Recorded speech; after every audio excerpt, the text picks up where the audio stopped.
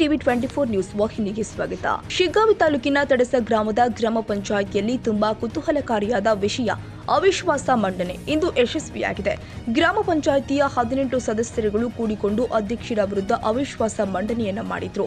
ಇದರಲ್ಲಿ ಅಧ್ಯಕ್ಷರ ವಿರುದ್ಧ 18 ಸದಸ್ಯರುಗಳು ವಿರೋಧವನ್ನು ವ್ಯಕ್ತಪಡಿಸಿದಾಗ ಅಧ್ಯಕ್ಷರು ತಮ್ಮ ಸ್ಥಾನವನ್ನ ಬಿಡಬೇಕಾಗಿದೆ. ಸುಮಾರು ದಿನಗಳಿಂದ ಚರ್ಚೆಗೆ ಗ್ರಾಸವಾದ ಈ ವಿಷಯ ಇವತ್ತು ಎಲ್ಲ ಸದಸ್ಯರಿಗೆ ಜಯ ಸಿಕ್ಕಿದೆ ಎಂದು ಸದಸ್ಯರು ಹೇಳಿಕೊಂಡಿದ್ದಾರೆ. ಗ್ರಾಮ ಪಂಚಾಯಿತಿಯ ಉಪಾಧ್ಯಕ್ಷರು ಪ್ರಭು ನಂಜಪ್ಪನವರು ಮಾತನಾಡಿ, ರಜಿಯಾ ಅರಳಿಕಟ್ಟಿ ಅವರು ಅಧ್ಯಕ್ಷರು ಆದಾಗಿನಿಂದ ದುರಾಡಳಿತ, ಅಹಂಕಾರ, ಯಾವ ಒಬ್ಬ ಸದಸ್ಯರಿಗೂ ಕೂಡ ಮರ್ಯಾದೆ ಕೊಡದೆ ಅಧಿಕಾರವನ್ನ ಮಾಡ್ತಾ ಇದ್ರು. ಹೀಗಾಗಿ ನಾವು ಬೇಸತ್ತು ಅವರ ವಿರುದ್ಧ ಅವಿಶ್ವಾಸ ಮಂಡನೆ ಮಾಡಿ ಇವತ್ತು ನಾವು ಜಯವನ್ನ ಸಾಧಿಸಿದ್ದೀವಿ ಎಂದಿದ್ದಾರೆ. ಹಾಗೆ ಗ್ರಾಮದ ಇನ್ನೊಬ್ಬ ಸದಸ್ಯರು ಆದ ಅಬ್ದುಲ್ ಮಜೀದ್ ಕೊಲ್ಲಾಪುರ್ ಅವರು ಮಾತನಾಡಿ, ನಾನು ಮೊದಲಿಗೆ ಅವರು ಅಧ್ಯಕ್ಷರಾದಾಗ ಅವರ ಪರವಾಗಿ ಮತ ಮಾಡಿದೆ, ಅವರನ್ನ ಗೆಲ್ಲಿಸಿದ್ದೆ. ಆದರೆ ಅವರು ಅಧಿಕಾರವನ್ನ ದುರುಪಯೋಗ ಪಡಿಸಿಕೊಂಡು ತುಂಬಾ ದುರಾಡಳಿತ ಮಾಡಿದ್ರು. ಯಾರಿಗೂ ಕೂಡ ಮರ್ಯಾದೆ ಕೊಡದೆ ಮಾತನಾಡ್ತಾ ಇದ್ರು. ಯಾವುದೇ ಕೆಲಸವನ್ನ ಮಾಡದೆ ಬಿಲ್ಲುಗಳನ್ನ ತೆಗಿತಾ ಇದ್ರು ಎಂದು ಆರೋಪಿಸಿದ್ರು. ಅವರ ದುರಹಂಕಾರದ ಮಾತುಗಳಿಂದ ನಾವೆಲ್ಲರೂ ಕೂಡ ಬೇಸತ್ತಿದ್ದೇವೆ. ನಮ್ಮ ವಿರುದ್ಧ ಅವರು ಬೇಕಾಬಿಟ್ಟಿಯಾಗಿ ಮಾತನಾಡಿದ್ದಾರೆ. ಆದರೂ ಕೂಡ ನಾವೆಲ್ಲರೂ ತಾಳ್ಮೆಯಿಂದ ಇದ್ದುಕೊಂಡು ಇವತ್ತು ಅವಿಶ್ವಾಸ ಮಂಡನೆಯಲ್ಲಿ ಜಯವನ್ನ ಸಾಧಿಸಿದ್ದೀವಿ ಎಂದಿದ್ದಾರೆ. ನೀವು ಈ ಅಧ್ಯಕ್ಷರನ್ನ ಆಯ್ಕೆ ಮಾಡಿದ್ರಲ್ಲ, ಫಸ್ಟ್ ನೀವು ಆಯ್ಕೆ ಮಾಡಿದಾಗ ನೀವೇ ಎಲೆಕ್ಷನ್ ಖುದ್ದು ಅವ್ರ ಪರಾನ ಎಲೆಕ್ಷನ್ ಮಾಡ್ತೀವಿ ಅಂತ ಹೇಳಿ ಕೆಲವೊಂದು ಸದಸ್ಯರುಗಳು ಮಾತಾಡ್ತಾ ಇದ್ರು. ಇವಾಗ ನೀವು ಅವ್ರ ವಿರುದ್ಧನೇ ಎಲೆಕ್ಷನ್ ಅವಿಶ್ವಾಸ ಮಂಡನೆ ನಿರ್ಣಯ ಮಾಡಿ ಯಾಕೆ? ಹೌದು, ನಿಮ್ಮ ಪ್ರಶ್ನೆಯಲ್ಲಿ ಸತ್ಯಾಂಶ ಐತಿ. ಈಗ ನಮ್ಮ ವಾರ್ಡಿನ ಮತದಾರರು ನಮ್ಗೆ ಆಶೀರ್ವಾದ ಮಾಡಿದ್ದಕ್ಕೆ ನಾವು ಗ್ರಾಮ ಪಂಚಾಯತಿ ಸದಸ್ಯರಾಗಿದ್ದು. ಅದೇ ರೀತಿ ನಾವು ಗ್ರಾಮ ಪಂಚಾಯತಿಯ ಸದಸ್ಯರೆಲ್ಲ ಸೇರಿ ಗ್ರಾಮ ಪಂಚಾಯತಿಯ ಅಧ್ಯಕ್ಷರನ್ನಾಗಿ ಮಾಡಿದ್ದು. ಯಾವ ಉದ್ದೇಶಕ್ಕಾಗಿ ಅಧ್ಯಕ್ಷರನ್ನಾಗಿ ಮಾಡಿದ್ದು? ಗ್ರಾಮದ ಸರ್ವತೋಮುಖ ಅಭಿವೃದ್ಧಿ ಆಗಬೇಕು.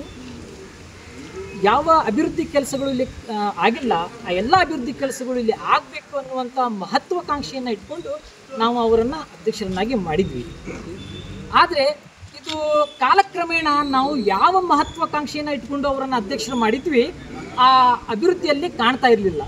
ಅವರು ಸದಸ್ಯರಿಗೆ ವಿರುದ್ಧವಾಗಿ ಹೋಗೋದು, ಭ್ರಷ್ಟಾಚಾರ ಇರ್ಬೋದು, ನಕಲಿ ಬಿಲ್ಗಳ ಗೋಲ್ಮಾಲ್ ಇರ್ಬೋದು, ಆಮೇಲೆ ಕಾನೂನು ಬಾಹಿರ ಕೆಲಸಗಳಿರ್ಬೋದು.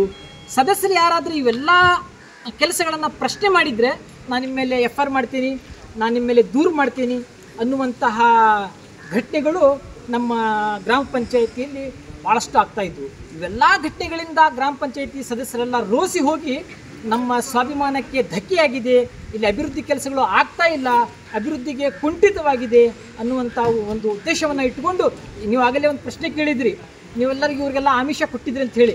ಎಲ್ಲ ಸದಸ್ಯರು ನಿಮ್ಮ ಮುಂದಿದ್ದಾರೆ, ಕೇಳಿರಿ. ನೀವು ಯಾವುದೇ ರೀತಿಯಾದಂಥ ಹಣದಾಸೆ ಇರ್ಬೋದು, ಅಧಿಕಾರದಾಸೆ ಇರ್ಬೋದು, ಯಾವುದೇ ರೀತಿ ನಾವು ಕೊಡದೆ ಕೂಡ ಅವರು ಪ್ರಾಮಾಣಿಕವಾಗಿ ಬಂದು ನಮ್ಮ ಸ್ವಾಭಿಮಾನಕ್ಕೆ ಧಕ್ಕೆ ಆಗಿದೆ ಅಂತ ಹೇಳಿ ನಿಂತು ಇವತ್ತು ಮತ ಚಲಾಯಿಸಿ ಇವತ್ತು ಅವಿಶ್ವಾಸ ನಿರ್ಣಯಕ್ಕೆ ಭರ್ಜರಿ ಇವತ್ತು ಗೆಲುವು ತಂದು ಕೊಡಲಿಕ್ಕೆ ಇವೆಲ್ಲ ನಮ್ಮ ಸದಸ್ಯರು ಕಾರಣೀಭೂತರಾಗಿದ್ದಾರೆ. ಅವ್ರಿಗೆ ನಾನು ತಮ್ಮ ವಾಹಿನಿ ಮುಖಾಂತರ ಅವರಿಗೆ ಧನ್ಯವಾದಗಳನ್ನು ಸಲ್ಲಿಸ್ತೇನೆ. ಇವಾಗ ಇನ್ನೊಂದು ಹಿಂದುಗಡೆ ಅವರು ನಿರ್ಣಯ ಮಾಡಿದ್ರು. ಹೌದು, ಅವಾಗ ಅವರು ಒಂದು ಸ್ಟೇಟ್ಮೆಂಟ್ ಕೊಟ್ಟಿದ್ರು. ವಕೀಲರಾದಂಥ ಅಬ್ದುಲ್ ಅವರಾಗಲಿ, ಉಪಾಧ್ಯಕ್ಷರು ಪ್ರಭು ನಂಜಪ್ಪನವರು, ರಾಜು ಅವರು, ಸಿಕಂದರ್ ಅವರು, ಇವರು ನಮ್ಮ ಆಡಳಿತಕ್ಕೆ ಪ್ರತಿ ಸಲನೂ ಅಡ್ಡಿ ಮಾಡ್ತಾರೆ, ಅವ್ರ ಕೆಲಸ ನಾವು ಮಾಡಿಕೊಡ್ಬೇಕಂತೇಳಿ ಅವರು ಸ್ಟೇಟ್ಮೆಂಟ್ ಕೊಟ್ಟಿದ್ರು. ಅದ್ರ ಬಗ್ಗೆ ಏನು ಹೇಳ್ತಾರೆ? ನೀವು ಒಳ್ಳೆಯ ಪ್ರಶ್ನೆ ಕೇಳಿದ್ರಿ. ನಾವು ಇದಕ್ಕೆ ಆ ಸಮಯದಲ್ಲಿನೇ ಉತ್ತರ ಕೊಡ್ಬೋದಾಗಿತ್ತು, ನಿಮ್ಮ ವಾಹಿನಿ ಮುಖಾಂತರ ಉತ್ತರ ಕೊಡ್ಬೋದಾಗಿತ್ತು. ನಾವೆಲ್ಲರೂ ತಾಳ್ಮೆಯಿಂದ ಇದ್ವಿ. ಏನಂತ ಹೇಳಿದರೆ, ನಾನಿರ್ಬೋದು ಅಥವಾ ನಮ್ಮ ಸಹೋದ್ಯೋಗಿ ಸದಸ್ಯ ಸಿಕಂದರ್ ಪಲ್ಯದಿರ್ಬೋದು ಅಥವಾ ಬೇರೆ ಯಾರೋ ಇರ್ಬೋದು, ತಪ್ಪು ಮಾಡಿದರೆ ಇವರು ವಕೀಲವರು 1 ಲಕ್ಷ ಬಿಲ್ಲನ್ನು ಮಾಡಂತಂದ್ರು, ಸಿಕಂದರ್ ಪಲ್ಯದವರು 50,000 ಬಿಲ್ ಮಾಡಂತ ಹೇಳಿದರು, ಬೇರೆ ಸದಸ್ಯರು ನಮಗೆ ಕಿರುಕುಳ ಕೊಟ್ಟರು ಅಂತ ಅಂದರು. ಅವರು ಎಲ್ಲ ಸದಸ್ಯರು ನಿಮ್ಮ ಮುಂದಿದ್ದಾರೆ. 1 ರೂಪಾಯಿ ನಾವು ಪಂಚಾಯತಿಯಿಂದ ತೆಗಿಬೇಕಂತ ಹೇಳಿದರೆ ಆ ಗ್ರಾಮ ಪಂಚಾಯಿತಿಯ ಸಭೆಯಲ್ಲಿ ಅದು ಮಂಡನೆ ಆಗಬೇಕು. ಎಲ್ಲ ಸದಸ್ಯರು ಅದಕ್ಕೆ ಒಪ್ಪಿಗೆ ಕೊಡಬೇಕು, ಬಹುಮತದಿಂದ ಪಾಸ್ ಆಗಬೇಕು. 14 ಸದಸ್ಯರು ಅದಕ್ಕೆ ಬಹುಮತ ಕೊಡಬೇಕು, ಆಗ ಮಾತ್ರ ಬಿಲ್ ಪಾಸ್ ಆಗುತ್ತೆ. ಯಾವುದೇ ಈ ರೀತಿಯಾದಂಥ ಯಾವುದೇ ಬಿಲ್ಲು ಗ್ರಾಮ ಪಂಚಾಯಿತಿಯ ಸಭೆಯಲ್ಲಿ ಪ್ರಸ್ತಾಪ ಆಗದೇನೆ ಕೂಡ ನಾವು ಬಿಲ್ ಮಾಡಿ ಅಂತ ಹೇಳಿ ಯಾರು ಹೇಳಿದ್ವಿ? ಯಾವಾಗ ಪ್ರಸ್ತಾಪ ಆಯಿತು? ಇವೆಲ್ಲ ಸತ್ಯಕ್ಕೆ ದೂರವಾದಂಥ ಮಾತು.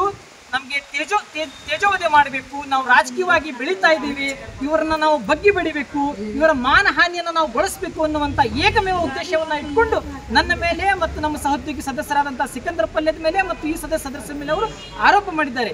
ಆದರೆ ನಾವು ಆರೋಪಕ್ಕೆ ನಾವು ಯಾವುದೇ ರೀತಿಯಾದಂಥ ಪ್ರತಿಕ್ರಿಯೆ ಕೊಡಲಿಲ್ಲ. ಯಾಕೆ ಕೊಟ್ಟಿಲ್ಲ ಅಂತ ಹೇಳಿದ್ರೆ, ನಮಗೆ ಮಾನ್ಯ ನ್ಯಾಯಾಲಯದ ಮೇಲೆ ನಮ್ಗೆ ಸಂಪೂರ್ಣವಾದಂಥ ವಿಶ್ವಾಸ ಐತಿ. ನಮ್ಗೆ ಅವರು ಯಾವ ರೀತಿಯಾದಂಥ ಮಾನಹಾನಿಯನ್ನು ಮಾಡಿದ್ದಾರಲ್ಲ, ಆ ಮಾನಹಾನಿ ನಮ್ಗೆ ಆಗಿರೋದ್ರ ಬಗ್ಗೆ ನಾವು ಮಾನ್ಯ ನ್ಯಾಯಾಲಯದಲ್ಲಿ ಪ್ರಶ್ನೆ ಮಾಡ್ತೀವಿ. ನಮ್ಗೆ ಅದು ತುಂಬಿಕೊಡ್ಬೇಕು. ನಮ್ಗೇನು ಮಾನಹಾನಿ ಆಗಿದೆಯಲ್ಲ, ನಮ್ಗೆ ಸಂಪೂರ್ಣವಾದಂಥ ಮಾನ್ಯ ನ್ಯಾಯಾಲಯದ ಮೇಲೆ ವಿಶ್ವಾಸ ಐತಿ. ನಾವು ನ್ಯಾಯಾಲಯದ ಕಟಕಟಿಗೆ ಹೋಗ್ತೀವಿ, ನಾವಲ್ಲಿ ಪ್ರಶ್ನೆ ಮಾಡ್ತೀವಿ, ನಮ್ಮನ್ನು ನ್ಯಾಯ ತಗೊಂತೀವಿ. ನಾವು ಶಿಗ್ಗಾಂವಿ ತಾಲೂಕಿನ ತಳಸ ಗ್ರಾಮದ ಗ್ರಾಮ ಪಂಚಾಯಿತಿಯಲ್ಲಿ ಇವತ್ತು 18 ಸದಸ್ಯರುಗಳು ಕೂಡಿಕೊಂಡು ಅಧ್ಯಕ್ಷರ ವಿರುದ್ಧ ಅವಿಶ್ವಾಸ ಮಂಡನೆ ಸಭೆಯನ್ನು ಏರ್ಪಡಿಸಿದರು. ಈ ಸಭೆಯಲ್ಲಿ ಏನೇನು ಚರ್ಚೆ ಆಯಿತು ಅಂತ ಹೇಳಿ ಮಾತಾಡ್ಕೊಳ್ಳೋಣ. ನೀವು ಈ ಗ್ರಾಮ ಪಂಚಾಯತಿ ಉಪಾಧ್ಯಕ್ಷರು ಅಧ್ಯಕ್ಷರ ವಿರುದ್ಧ ಅವಿಶ್ವಾಸ ಮಂಡನೆ ಸಭೆ ಏರ್ಪಡಿಸಿದ್ದಾರೆ. ಯಾಕೆ? ದುರಾಡಳಿತ, ದುರಹಂಕಾರ, ಆ ಒಂದು ಉದ್ದೇಶದಿಂದ ಈ ಒಂದು ಅವಿಶ್ವಾಸ ನಿರ್ಣಯವನ್ನು ನಾವು ಕೈಗೊಂಡ್ವಿ. ಯಾಕಪ್ಪ ಅಂತಂದ್ರೆ ನಮ್ಮ ಒಂದು ಗ್ರಾಮ ಪಂಚಾಯಿತಿ ವ್ಯಾಪ್ತಿ ಒಳಗೆ ಒಂದು 3 ಹಳ್ಳಿಗಳಿರ್ತವೆ. ಆ 3 ಹಳ್ಳಿ ಒಳಗಡೆ ಯಾವುದೇ ರೀತಿಯ ಅಭಿವೃದ್ಧಿ ಕಾರ್ಯಗಳಿಗೆ ಸಹಕಾರ ಕೊಡ್ತಾ ಇರ್ತೀವಿ. ಯಾವುದಾದ್ರೂ ನಾವು ಕೆಲಸ ಮಾಡೋಕ್ಕೆ ಹೋಗ್ತೀವಿ ಅಂತಂದರೆ ಅದಕ್ಕೆ ಮುಂಚಿತವಾಗಿಯೇ ಅವರಿಗೆ ಅದೇನೋ ಕೇಳ್ತಾರ, ಅದೇನು ಹೇಳ್ತಾರ ಅದನ್ನೆಲ್ಲ ನಾವು ಮಾಡಬೇಕಾಗಿದೆ. ಆ ಒಂದು ಉದ್ದೇಶಕ್ಕೆ ಅದು ಅಲ್ದ ಸದ್ಯ ನಮ್ಮ ಗ್ರಾಮ ಪಂಚಾಯತಿ ಮಟ್ಟದೊಳಗೆ ಯಾವುದೇ ರೀತಿ ಕೆಲಸ ಆಗ್ಲಂಗೆ ನೋಡ್ಕೊಳ್ಳೋಷ್ಟು ಅವ್ರದ್ದೊಂದು ದುರಹಂಕಾರ ಇತ್ತು. ಆ ಒಂದು ಉದ್ದೇಶದಿಂದ ನಾವು ಅವರನ್ನು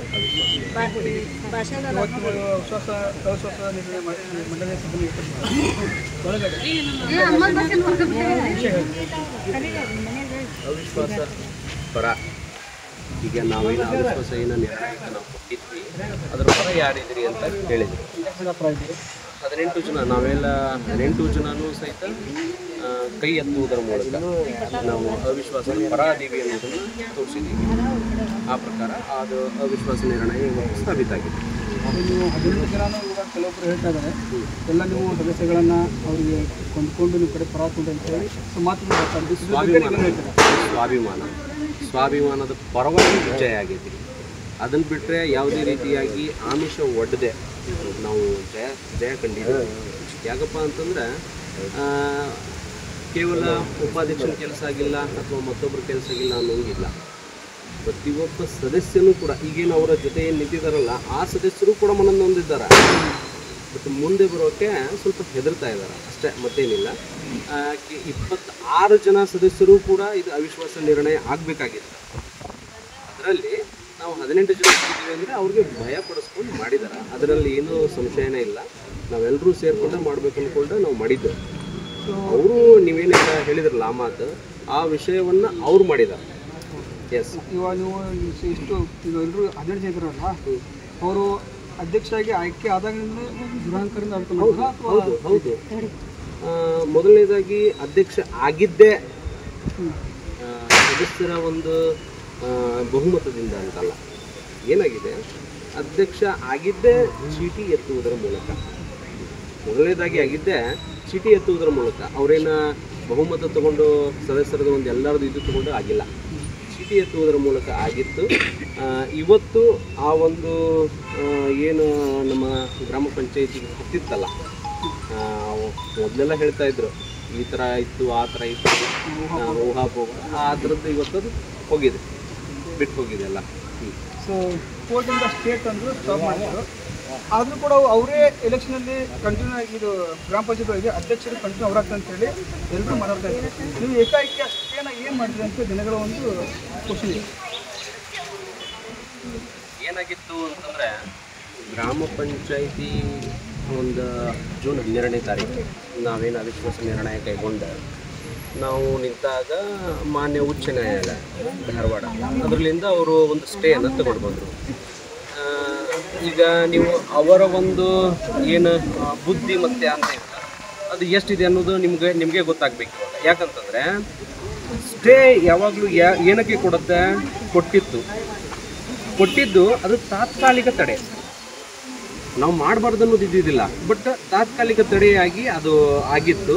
ಆ ತಾತ್ಕಾಲಿಕ ತಡೆಯನ್ನು ನಾವು ವೆಕೆಟ್ ಮಾಡಿಸಿದ್ವಿ. ಹೇಗೆ ವೆಕೆಟ್ ಮಾಡಿಸಿದ್ವಿ? ನಮ್ಗೆ ಅವತ್ತಿನ ಒಂದು ಏನು ತಡೆ ಆಗಿದ್ದು ಯಾವ ಕಾರಣಕ್ಕಾಗಿ ಆಗಿತ್ತು ಅನ್ನೋದ್ರ ಬಗ್ಗೆ ಚರ್ಚೆಗಳನ್ನು ನಾವು ಮಾಡಿಕೊಂಡು ನಾವು ನಮ್ಮದೇ ಆದಂಥದ್ದು ಒಂದು ಯಾರು ನಮ್ಮ ವಕೀಲರುಗಳನ್ನು ಭೇಟಿಯಾಗಿ ಇದು ಯಾವ ರೀತಿಯಾಗಿದೆ ಅನ್ನೋದನ್ನು ನೋಡಿಕೊಂಡು ಮನಗೊಂಡು ನಾವು ಮತ್ತೆ ಅದನ್ನು ವೆಕೆಟನ್ನು ಮಾಡಿ ಅವಿಶ್ವಾಸ ನಿರ್ಣಯಕ್ಕೆ ಮತ್ತೆ ನಾವು ಹೋದ್ವಿ. ಮತ್ತೆ ಹೋದಾದ ಮೇಲೆನೂ ಕೂಡ ದಿನಾಂಕ 8ನೇ ತಾರೀಕು ಅವತ್ತು ಸ್ಟೇಗೆ ಹೋದರು ಅವರು. ಮತ್ತೊಮ್ಮೆ ಯಾವ ಒಂದು ಬೇಸ್ ಮೇಲೆ ಹೋದರು ಇವರು, ಇದರಲ್ಲಿ ಹೆಂಗಿದೆ ಅಂತಂದರೆ ಮಾನ್ಯ ಅಧಿಕಾರಿಗಳ ಮೇಲೆ ಹೋದರು ಅವರು. ಏನಂತ 2 ಮಂದಿ 3 ಮಂದಿಗೆ ನಮೂನೆ ಒಂದು ನಿರ್ಣಯಕ್ಕೆ ನಾವು ಕೊಟ್ಟಿದ್ದು ಅಲ್ವೇ ಅಲ್ಲ ಅನ್ನೋ ಲೆಕ್ಕಕ್ಕೆ ಹೋಗಿದ್ರು ಅವರು. ಬಟ್ ಅದನ್ನು ನಾವು ಸಾಬೀತುಪಡಿಸೋದ್ರೊಳಗೆ ಯಶಸ್ವಿಯಾಗಿ ಆ ಒಂದು ಕೇಸನ್ನು ಕೂಡ ನಾವು ಖುಲಾಸೆಗೊಳಿಸಿದ್ವಿ.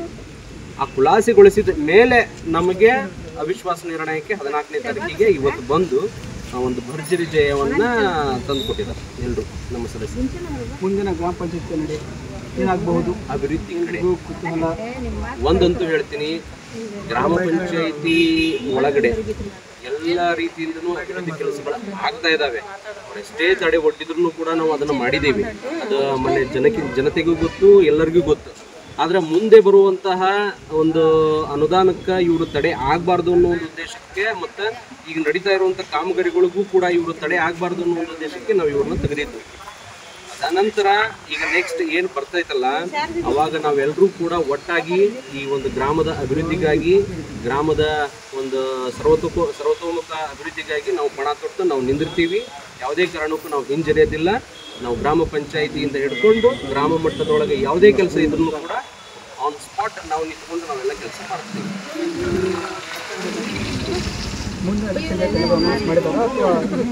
ಇಲ್ಲ, ಇದೊಂದು ಹೇಗಿದೆ ಅಂತಂದ್ರೆ ಪ್ರೊಸೀಜರ್ ಇದೆ, ಪ್ರಕ್ರಿಯೆ ಇದೆ. ಏನಿದೆ, ಇವಾಗ ಅವರನ್ನ ತೆಗೆದು ಹಾಕಿದಾದ್ಮೇಲೆ ಅವರ ಎಲ್ಲ ದಸ್ತಾವೇಜುಗಳನ್ನೆಲ್ಲ ವಶಪಡಿಸ್ಕೊಳ್ಳೋದಕ್ಕೆ ಆದೇಶ ಮಾಡಿ ಹೋಗಿದ್ದಾರೆ. ಆ ರೀತಿ ನನಗೆ ತಿಳಿದ ಮಟ್ಟ ಹಾಗೆ ಒಂದು 7 days ಒಳಗಡೆ ಮತ್ತೊಮ್ಮೆ ಎಲೆಕ್ಷನ್ ಆದಾದ್ಮೇಲೆ ನಾವು ವಿರೋಧವಾಗಿ ನಾವು ಆಯ್ಕೆ ಮಾಡ್ತೀವಿ ಅನ್ನೋ ಒಂದು ಭರವಸೆ ಇದೆ. ಆ ಭರವಸೆ ಮೂಲಕನೇ ನಾವು ಇವತ್ತೇ ಹೇಳ್ತಾ ಇದ್ದೀವಿ, ನಾವು ಗೆಲ್ತೀವಿ ಅನ್ನೋದನ್ನು ನಾವು ಹೇಳ್ತೀವಿ. ನೋಡಿದ್ರಲ್ಲ, ಇದಿಷ್ಟು ಒಬ್ಬ ಅಧ್ಯಕ್ಷರು ಅವರ ದುರಾಡಳಿತದಿಂದ ಬೇಸತ್ತ ಇವರು ಎಲ್ಲ ಸದಸ್ಯರು ಸೇರಿ ಇವತ್ತು ಅವಿಶ್ವಾಸ ನಿರ್ಣಯ ಮಾಡಿದರು. ಅದರಲ್ಲಿ ಇವರು ಜಯ ಸಾಧಿಸಿದ್ದಾರೆ. ಮುಂದಿನ ನಡೆ ಏನಾಗಬಹುದು ಅಂತಂತೇಳಿ ಎಲ್ಲರೂ ಕಾದು ಕುತೂಹಲಕಾರಿ ವೀಕ್ಷಣೆ ಮಾಡೋಣ. ಕ್ಯಾಮರಾಮನ್ ಕಿರಣ್ ಜೊತೆ ಪ್ರಭಾಕರ್, ಟಿವಿ ನ್ಯೂಸ್ ಹಾವೇರಿ. ಪ್ರಭಾಕರ್ ಈ ಬೆಟ್ಟದೂರ, ಟಿವಿ 24 ನ್ಯೂಸ್. ಕನ್ನಡಿಗರ ಮೆಚ್ಚಿನ ನಿಮ್ಮ ಟಿವಿ 24 ಕನ್ನಡ ನ್ಯೂಸ್ ವಾಹಿನಿ ಇದೀಗ ಟಿವಿಯಲ್ಲಿ ಲಭ್ಯ. ಕರ್ನಾಟಕ ಮತ್ತು ದೇಶ ವಿದೇಶದ 360 ಡಿಗ್ರಿ ಸುದ್ದಿ ಹಾಗೂ ಉತ್ತರ ಕರ್ನಾಟಕ, ಬೆಳಗಾವಿ, ಬಾಗಲಕೋಟೆ, ಧಾರವಾಡ, ಹಾವೇರಿ, ಗದಗ, ಬಿಜಾಪುರ ಜಿಲ್ಲೆಯ ಕ್ಷಣ ಕ್ಷಣದ ವಿವರವನ್ನ ಪಡೆಯುವುದಕ್ಕೆ ಟಿವಿ 24 ಕನ್ನಡ ನ್ಯೂಸ್ ವಾಹಿನಿಯನ್ನ ಲೈಕ್ ಮಾಡಿ, ವಿಡಿಯೋಗಳನ್ನ ಶೇರ್ ಮಾಡಿ, ಕಮೆಂಟ್ ಮಾಡುವ ಮೂಲಕ ನಮ್ಮ ವಾಹಿನಿಗೆ ಸಹಕಾರ ನೀಡಿ ಮತ್ತು ಚಾನೆಲ್ ಅನ್ನ ಸಬ್ಸ್ಕ್ರೈಬ್ ಮಾಡಿ. Thank you.